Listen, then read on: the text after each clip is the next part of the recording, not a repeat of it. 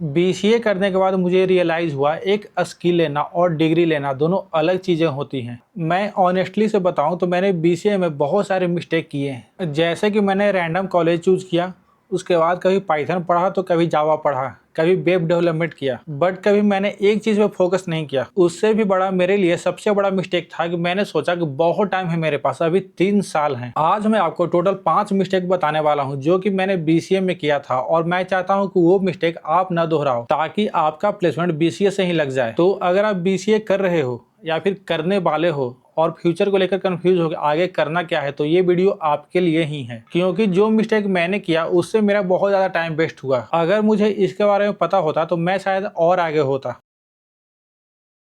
Point number 1, random college choose करना। मैंने बस एडमिशन ले लिया, ना उसका प्लेसमेंट के बारे में जाना, ना मैंने सीनियर से बात किया, ना फैकल्टी के बारे में जाना, कैसा है उसका कोडिंग इन्वायरमेंट ये भी पता नहीं किया। उस टाइम मुझे लगता था बीसीए तो सभी जगह सेम ही होता है, बट नहीं, ऐसा नहीं है। कॉलेज का इन्वायरमेंट बहुत मैटर करता है। अगर किसी कॉलेज में इवेंट नहीं होते, उधर हैकेथॉन में पार्टिसिपेट नहीं किया जाता है, उधर कोडिंग कल्चर नहीं है, तो आपके बहुत सारे परेशानियां होने वाली है। आपको सब कुछ खुद से सीखना पड़ेगा, आपको कोई भी गाइडेंस नहीं मिलने वाला है, क्योंकि एट द एंड हम लोग बीसीए कर रहे हैं क्योंकि मुझे प्लेसमेंट चाहिए। अगर ये सारे इन्वायरमेंट उस कॉलेज में नहीं है तो आपका प्लेसमेंट भी नहीं लगने वाला है। मैं ये नहीं बोल रहा हूँ कि आप रैंडम कॉलेज से सक्सेस नहीं कर सकते हो, लेकिन आपका वो एफर्ट 2 गुना 3 गुना हो सकता है।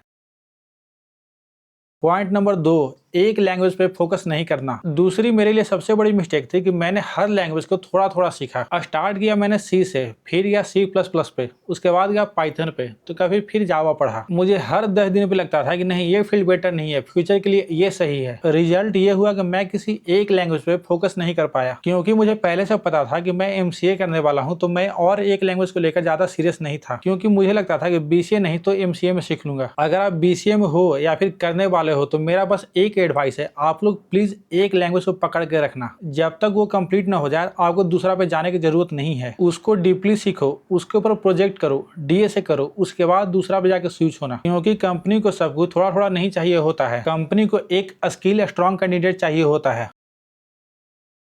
तीसरी और सबसे डेंजरस मिस्टेक ये थी कि मुझे लगता था कि मेरे पास बहुत टाइम है, क्योंकि मुझे फर्स्ट ईयर में लगता था कि मैं सेकंड में सीख लूंगा, सेकंड में लगा नहीं थर्ड आता था सीख लूंगा, और थर्ड में मुझे लगा कि जब प्लेसमेंट का टाइम आएगा तब मैं सीख लूंगा। रियलिटी आप सभी को पता है, टाइम कैसे फ्लो करता है किसी को पता नहीं चलता। और एक टाइम ऐसा आता है जिस दिन आप एडमिशन लेते हो उस दिन से लेकर प्लेसमेंट वाले दिन तक कितना फास्ट खत्म होता है किसी को पता नहीं चलता। और उसके बाद क्या, प्लेसमेंट के पहले आपका रिज्यूम खाली, कोई स्किल नहीं, कुछ भी नहीं, तब तक बहुत देर हो चुका होता है। अगर आप फर्स्ट ईयर में हो तो आप अभी स्टार्ट कर दो, सेकंड में हो तो ज़्यादा देर नहीं करो, और थर्ड में हो तो भाई अगला सेकंड स्टार्ट करो। क्योंकि मैं हमेशा परफेक्ट टाइम का वेट करता था और वो टाइम कभी नहीं आया।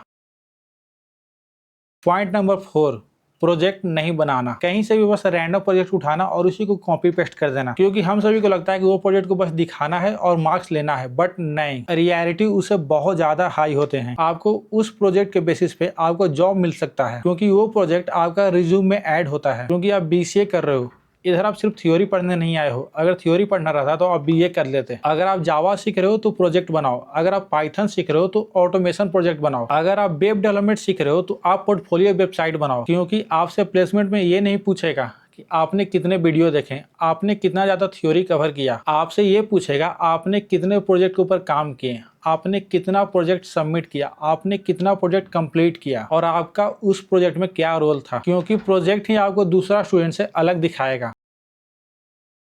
पॉइंट नंबर 5, नेटवर्क गाइडेंस नहीं लेना। 5वां मिस्टेक जो मैंने किया वो किसी से गाइडेंस नहीं लिया। मैं कभी सीनियर से बात नहीं किया, टीचर से गाइडेंस नहीं लिया, लिंक्डइन यूज नहीं करता था, और कभी कोडिंग कम्युनिटी ज्वाइन नहीं किया, क्योंकि मुझे लगता था कि कुछ सीखने के लिए मुझे बाकी लोगों का जरूरत नहीं है, मैं खुद सोशल मीडिया सीख सकता हूँ। क्योंकि सच ये है, अगर आप अच्छे लोगों के साथ रहोगे तो आप जल्दी ग्रो करोगे, क्योंकि आपका सीनियर एक अच्छा रोड मैप दे सकता है, और आपका एक अच्छा फ्रेंड आपको मोटिवेट कर सकता है, और एक मेंटर जो आपका 1 साल का कंफ्यूजन 10 मिनट में खत्म कर सकता है। ये तो थी मेरी 5 मिस्टेक, जो कि मैं नहीं चाहता कि आप इसको दोहराओ। अगर आप इस मिस्टेक को अवॉइड कर लोगे तो मेरा गारंटी है आपका बीसीए जर्नी बहुत बेटर हो जाएगा। और मैं आप सभी को ऑनेस्टली से बता रहा हूँ कि मुझे अब रियलाइज हो रहा है कि मैंने क्या क्या मिस्टेक किए थे। अगर आप बीसीए या एमसीए स्टूडेंट हो तो आप लोग जरूर कमेंट करना आपने कौन सा मिस्टेक किया है और कौन सा ईयर में अभी आप हो। आई होप आप सभी को ये वीडियो इन्फॉर्मेटिव लगी होगी। अगर लगी हो तो प्लीज़ चैनल को सब्सक्राइब कर देना और लोगों के साथ जरूर शेयर करना। And last, thanks for watching this video.